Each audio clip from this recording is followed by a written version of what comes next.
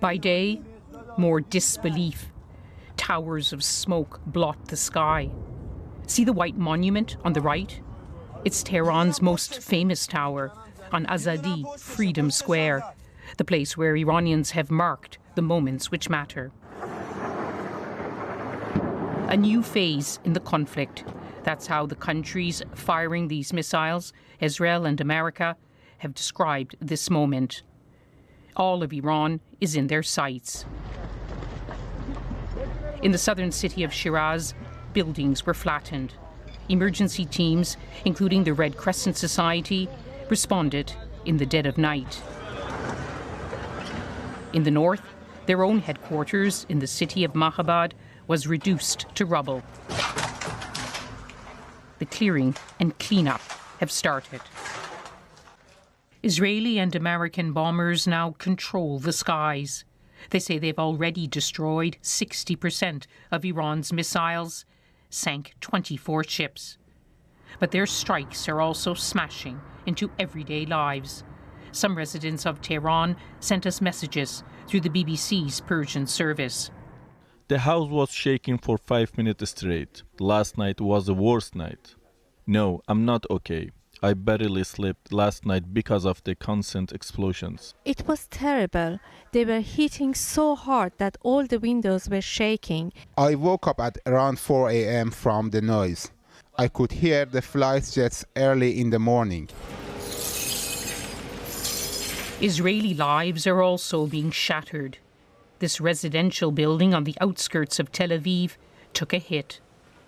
Today, Israel's Prime Minister Benjamin Netanyahu visited the scene of an Iranian attack earlier this week in Beersheba in the south.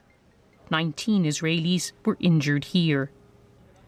But fewer missiles and drones are now slamming into Israeli cities. The President, Isaac Herzog, meeting the U.S. ambassador, hailed their coalition's success. I believe that the coalition that we are seeing now emanating in the Middle East is a force of good. This bunker, attacked for a second time today, was meant to protect Iran's supreme leader, Ayatollah Khamenei. He was killed in the very first salvos. But his clerical order hasn't collapsed. We have no option just to resist to the last bullet that we do have and to the last soldier that we do have. This is the very heroic, very nationalistic battle for us. After Friday prayers, the government's supporters braved the bombs in a show of defiance. President Trump is calling for their leaders' unconditional surrender. They're telling him, our fight goes on. Lise Doucette, BBC News. Well, a giant American bomber capable of carrying 24 cruise missiles has landed in the UK after the Pentagon warned of a surge in strikes on Iran. But when Donald Trump calls for unconditional surrender, what could that mean for the course of the war? Sarah Smith has more from Washington. The Commander-in-Chief welcomed an array of sporting executives to the White House today. He is committed to saving college sports as well as to defeating Iran. He posted on social media, there will be no deal with Iran except unconditional surrender. Over the last 7 days, there have been confusing and contradictory messages about why the president chose to start this war and what the objectives are. He began by urging the people of Iran, via social media, to overthrow their government, to change the regime. I call upon all Iranian patriots who yearn for freedom to seize this moment, to be brave, be bold, be heroic, and take back your country. But President Trump's team and his supporters shudder at the mention of regime change. It sounds too much like Iraq and Afghanistan. The Defense Secretary insists this is a very different conflict. This is not a so-called regime change war, but the regime sure did change. Donald Trump has said consistently for years that Iran must never have a nuclear weapon. His own intelligence services say that prospect was about a decade away. An Iranian regime armed with long-range missiles and nuclear weapons would be an intolerable threat to the Middle East, but also to the American people. His Secretary of State was sent to Congress to brief lawmakers on what the administration wants to achieve in Iran. So two things, and two things can be true. Number one is our mission and our focus is the destruction of their ballistic missile capabilities and their ability to manufacture them, as well as the threat posed by their Navy to global shipping. That's our objective. That said, we would not mind, we would not be heartbroken, and we hope that the Iranian people can overthrow this government. An American B-1 bomber on its way to the Middle East, landing at RAF Fairford in Gloucestershire today, illustrates how the UK changed its stance on the war this week, reversing the original decision not to allow the US access to British bases. The US says it is about to move into a new phase of this conflict and that they will significantly escalate their attacks on Iran in the coming days. While at the same time, President Trump is insisting that he should have a personal say in who becomes the next supreme leader in Iran. He wants somebody who would do business with America, who would accede to his demands, basically, including giving up the country's nuclear program. The US did have several people in mind who they thought could take over in Tehran, but they say they have now all been killed in the Israeli and American airstrikes. Sarah, thank you. Sarah Smith, our North America editor there at the White House. Back here in the Middle East, in the past 24 hours, there have been more Iranian strikes on Gulf states. Here, the UAE says its air defenses have intercepted 9 ballistic missiles and 109 drones today alone. In Bahrain, more drones were shot down. And in Kuwait, a fire could be seen near a military base hosting US forces. Kuwait's defense ministry says 67 army personnel have been injured since the war began. Well, Anna Foster is live in the Qatari capital Doha for us tonight. Anna. Well, Clive, in the last hour, the military here says it shot down 9 drones today and another struck in an uninhabited area.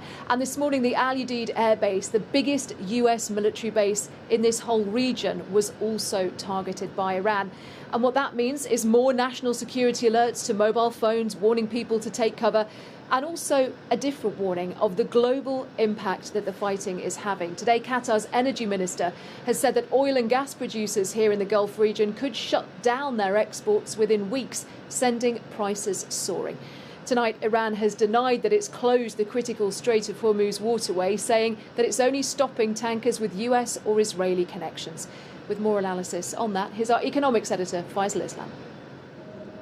The full extent of attacks over the past few days on key energy and economic infrastructure in the Gulf is becoming clear. Here, Bahrain's key oil facility is hit. My God! And it's not the only Gulf nation. This is the view from the skies at what happened at one of Dubai's famous Palm Islands. Tankers ablaze too. And today, Qatar's energy minister warned that all Gulf energy exporters will have to cease exports in days, just as Qatar has done with its gas. The oil price shot up after he predicted it would surge to $150 a barrel, risking bringing down the economies of the world. If the war continues, then we will see production shut-ins, and that would mean a higher oil price, and that would essentially mean for the rest of the world weaker macroeconomic outlook and potentially higher inflation. So this is very serious. The main issue is still the inability to guarantee safety of oil and gas tankers, the red triangles here, through the Straits of Hormuz. The flow of these and other ships too has stopped almost entirely, and now the oil price, which had reacted calmly at first, has started to rise significantly. But other products of the sector, such as fertilizers and jet fuel, have seen difficult spikes in prices too, illustrating the potential widespread inflationary impacts. UK petrol prices have already responded since Monday, as can be seen here in the same station we filmed at in Manchester, mirroring the national rise of 6p a litre for diesel and 3p for unleaded. The world has seen an almost total blockage of the most important artery of global energy flows in the Straits of Hormuz. So no surprise that the crude oil price is up 25% at $90 a barrel, with consequences already being seen at the petrol pumps, and now a credible warning of a further move to $150 a barrel. This is because the economic consequences of this conflict aren't just a byproduct, they're part and parcel of how the war is being fought. And what we're hearing today could well partly be a form of Gulf diplomacy aimed at their American allies. President Trump has in the past changed tack as a result of economic and market pressures, but for now he's playing down the impact. Yesterday, my administration announced decisive action to help keep down the oil prices, including offering political risk insurance for tankers transiting into the Gulf, as you know, pretty dangerous territory. For now, an inflationary wave from the Gulf looks set to hit the world, including UK shores. Faisal Islam, BBC News. Well, the skyscrapers may still be shining here in Doha tonight, but this is a far quieter city than usual.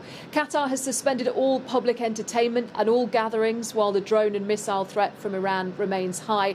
That is why the country's airspace is still largely closed as well. We've heard in the last hour that a limited number of evacuation and cargo flights will be allowed to leave. And diplomatic sources here tell me that they are pushing for a ceasefire, and they are hoping, Clive, that they don't get drawn into an offensive campaign that would widen this war even further. All right, Anna, thank you. Anna Foster there reporting from Doha. Well, a second government charter flight bringing British nationals back to the UK from the Gulf left Oman this afternoon. It's in addition to some commercial flights that are still operating from there. Air traffic is limited over much of the Middle East, with Downing Street saying more than 160,000 British nationals have now registered their presence with the Foreign Office in the region. Here in Dubai, Nick Beek has been speaking to some of those who've been left stranded. Finally home. British families brought back on the first UK government emergency flight from the Middle East. Some called their 24-hour delay shambolic. Others just happy to be safe. We just registered and we were very lucky to get on it, so very grateful for the team there with everything they organised. It's Dubai, in the United Arab Emirates, where the majority of Brits are stranded in the Gulf. Today, another alert here for incoming Iranian missiles. Oh my God, it was terrifying. 29-year-old Sophie from Buckinghamshire contacted the BBC. She says she suffers from severe anxiety and feels abandoned by the British government and British Airways.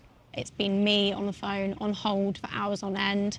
Last night hit my breaking point and I just could not stop crying on the phone. It's been incredibly stressful. BA told us it's doing everything to support and stay in touch with its customers. Sophie says she's been offered a flight out next Thursday. At Dubai International Airport, more commercial flights have been leaving, including for the UK. Emirates says it's resumed more than 60% of services, and Etihad is once again operating from Abu Dhabi to Heathrow and Manchester. We've seen here how more flights are now running, but this is by no means back to normal, and everyone knows the situation could change again because Iran continues to hit out at its neighbours in the Gulf. And so the UK government is promising more of this, an evacuation plane from Oman, which is next to the UAE. But for many caught up in this crisis, a flight to safety is still out of reach. Nick Beek, BBC News, Dubai. There is, of course, another front in this war, and along with its attacks on Iran, Israel has intensified its military campaign in Lebanon, with the Israeli Defense Force saying there's been a broad-scale wave of strikes on the capital, Beirut. The targets are Iranian-backed Hezbollah positions and infrastructure. Israel's attacks on East Lebanon have killed at least 9 people. That's according to the Lebanese ministry. And in the south of the country, Israeli ground forces continue their advance. In a moment, we'll hear from Lucy Williamson, who's close to the Lebanon border in northern Israel. But first, here's Wira Davis in Beirut. In a public square dedicated to the victims of previous wars, families made homeless by Israel's bombing sleep and eat in the open. They and thousands of others were told by Israel to leave their homes in southern Beirut in an unprecedented mass evacuation order. We fled right after the warning, but they bombed immediately, she says. It was the same yesterday. A warning, then more bombing. They're leaving with good reason. The district of Dahir, a Hezbollah stronghold, is being pummeled around the clock. Bring the camera. Well, airstrikes are continuing here in southern Beirut throughout the day and throughout the night. We've just had one in the last couple of seconds. Most of this area is now under an Israeli evacuation order, and you can see why. Thousands of people have already left. And with bombing in the south and in eastern Bekaa Valley, few places in Lebanon can be considered to be completely safe. Displaced people arrive here from across the country, and shelters are running out of space. Every shelter we go to tells us there are no spots left, no space. They tell us to wait until new places open up. On this